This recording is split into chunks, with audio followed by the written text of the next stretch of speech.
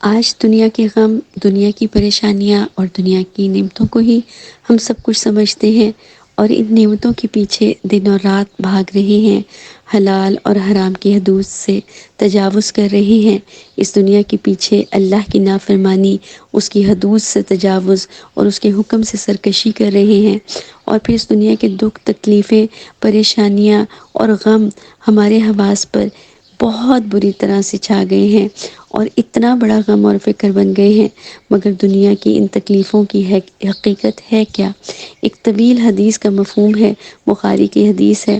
آپ صلی اللہ علیہ وآلہ وسلم نے فرمایا، ایک ایسا شخص جس کو دنیا میں کبھی کسی تکلیف نے چھوا تک نہیں ہوگا، اسے جب جہنم میں غوطہ لگوایا جائے گا اور پوچھا جائے گا، جو دنیا میں نعمتوں کا پلہ تھا، ہر غم اور دکھ سے بچا تھا، بتا تو کس حال میں رہا؟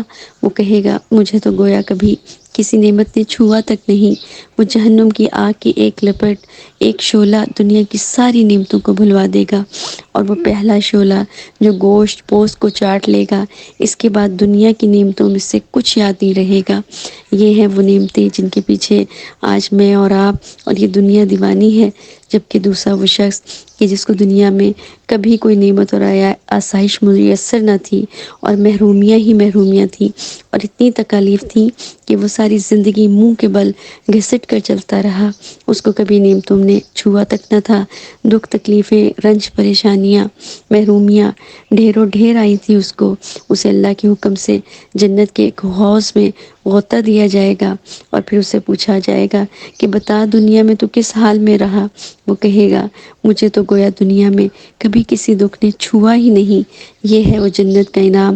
اللہ ہمیں جہنم کے عذاب کا فہم اور اس کو یاد رکھ کر اس سے بچنے کی توفیق عطا فرمائے، اور جنت کی نعمتوں کا حفظ اور ان کی حرص عطا فرما دے۔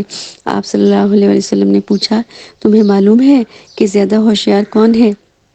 اور پھر آپ صلی اللہ علیہ وسلم نے فرمایا، جو موت کو کثرت سے یاد کرتا ہے اور موت کے بعد کی تیاری کرتا ہے، ایسا شخص دنیا میں بھی عزت پاتا ہے اور آخرت میں بھی عزت و اکرام کا حقدار ہو جاتا ہے۔ اور یہ ہیں وہ اولو الالباب جن کو قرآن نے کہا عقل والے، جو دنیا کی فکر نہیں بلکہ آخرت کی فکر کرتے ہیں۔ اسی طرح سے آپ صلی اللہ علیہ وسلم نے فرمایا، اگر کوئی شخص اپنی پیدائش سے لے کر اپنی موت کے وقت تک لگاتار سجدے میں پڑا رہے رضائے الہی کے لیے، تو قیامت کے دن اسے اپنا یہ عمل حقیر لگے گا۔ قرآن میں اللہ تعالیٰ فرماتے ہیں، وہ دیتے ہیں جو وہ دیتے ہیں اور دل ان کے ڈر رہے ہوتے ہیں۔ اور ہم کیا کر رہے ہیں، کتنا کر رہے ہیں؟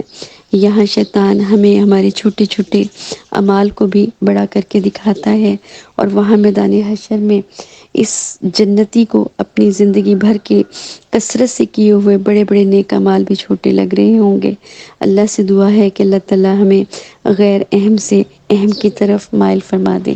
آمین یا رب العالمین۔